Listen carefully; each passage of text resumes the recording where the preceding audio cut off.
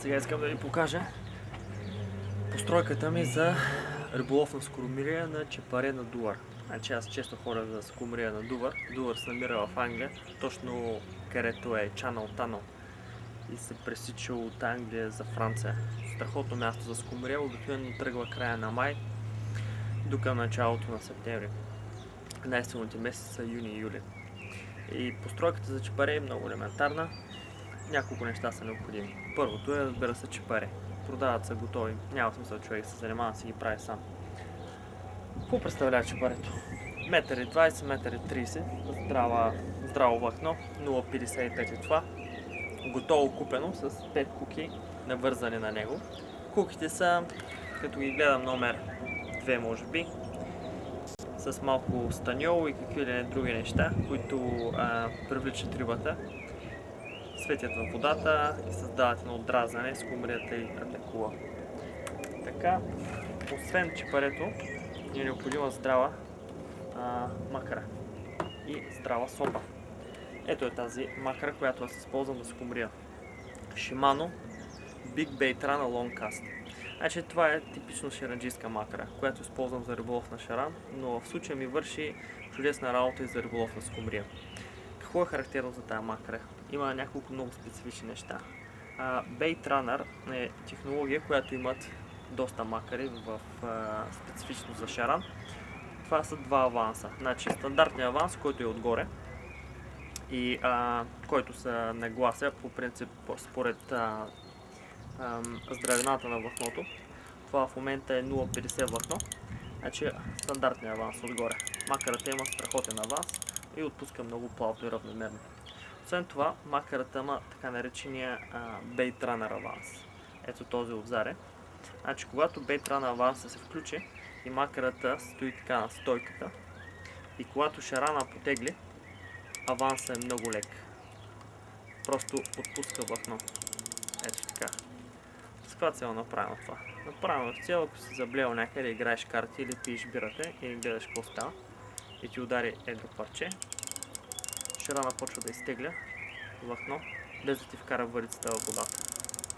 Когато отидеш при варицата си и завъртиш ръчката, този задния аванс, който е много леко настроен, автоматично се изключва и се включва предния,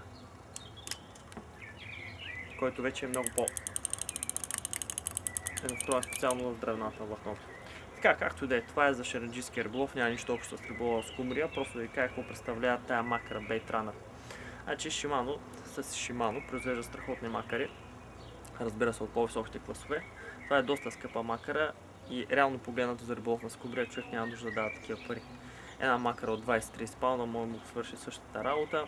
Кое е необходимо? Макарата да има голяма вместимост, да събира едно 150 метра в 0,50, да има сравнително широка шпула, което да улеснява замятането, да е здрава и да бъде мощна, да може да тегли 4-5 скумрии, които когато се надвесиш на кея, много натоварват самата макара.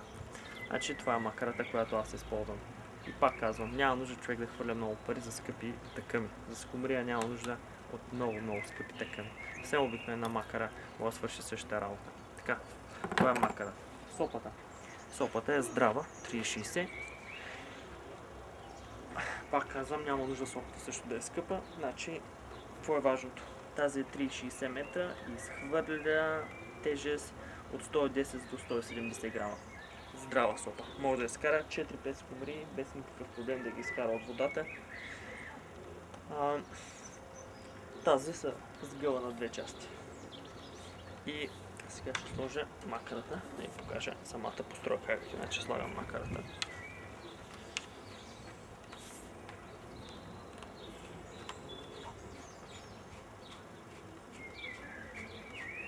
Така. Съвсем стандартния начин да се вкарам макарата.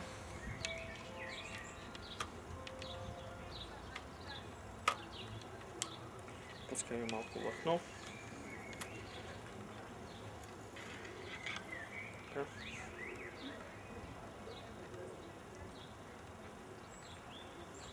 Караме влакното през водачите.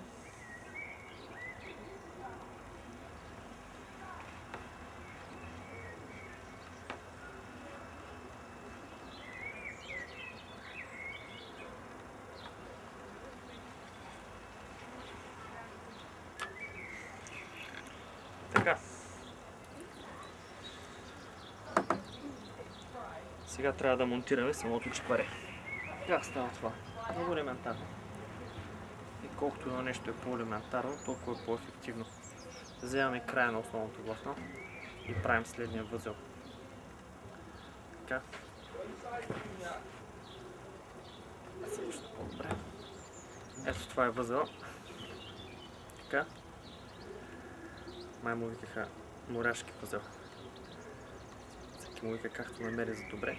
Много е важно, понеже това е монофилно влакно и лесно се притрива, особено когато има фрикция, е добре да се навлажни, преди да се стегне самия възел. И тогава стегаш възела. Така.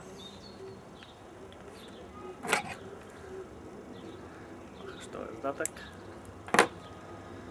И сме готови за монтиране. Много е важно да се монтира голям и здрав вирбел. Защо е необходим вирбел? Защото вирбела помага, всъщност предотвратява усукването на влакното.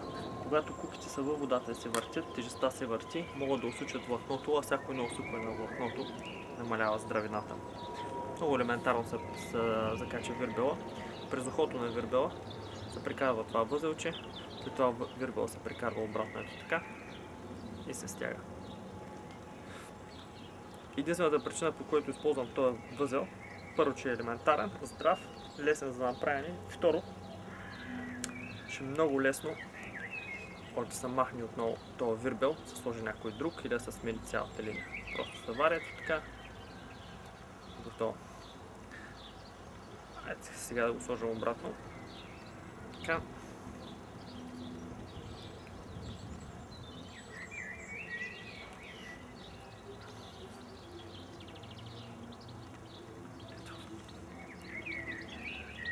Вирбелчето е готово. Сега прикрепяме чепарето. Ето горната част. Ето така. И затваряме вирбела.